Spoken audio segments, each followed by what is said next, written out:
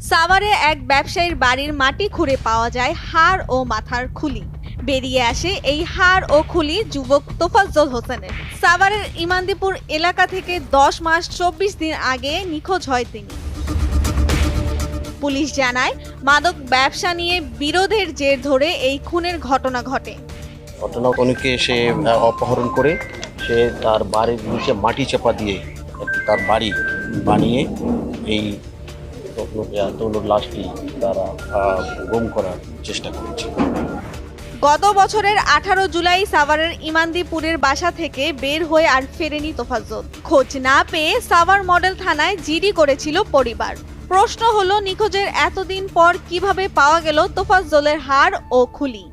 স্বপন একজন serial killer এবং অত্যন্ত নৃশংস, সে মাদক ব্যবসায়ী।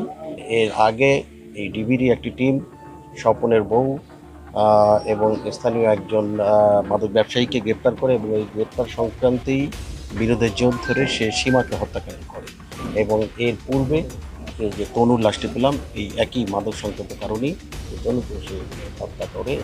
চলতি বছর 2 জুন সাভারের বিরুলিয়া ইউনিয়নে খনিজনগর এলাকায় ভাড়া বাসা থেকে নিখোঁজ হন সীমা আক্তার নামে এক এনজিও কর্মী। পরে ঢাকা জেলার অতিরিক্ত পুলিশ সুপার মোবাশ্শিরা হাবিব খানের নেতৃত্বে অভিযান চালিয়ে গত বৃহস্পতিবার সাইফুল ইসলাম নামের এক ব্যক্তিকে গ্রেফতার করা হয়। সাইফুলের দেওয়া তথ্যের উপর ভিত্তি করে খনিজনগর এলাকা থেকে 6 জুন সীমা আক্তারের মরদেহ উদ্ধার করা হয়।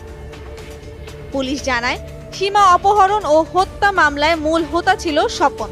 স্বপনের নেতৃত্বে সাইফুল, রেজাউল, তাইরান, আসিফ সীমাকে অপহরণ করে। এরপর শ্বাসরোধে হত্যার পর স্বপনের বাড়িতে মাটি চাপা দেওয়া হয়।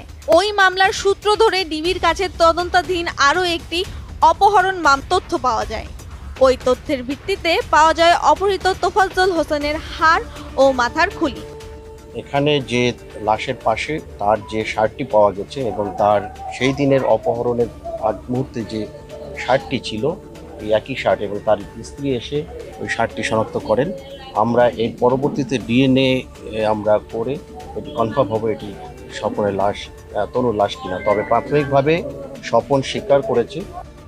গ্রেফতারের পর স্বপন তোফাজ্জলকে হত্যার বিষয়টি স্বীকার করেন।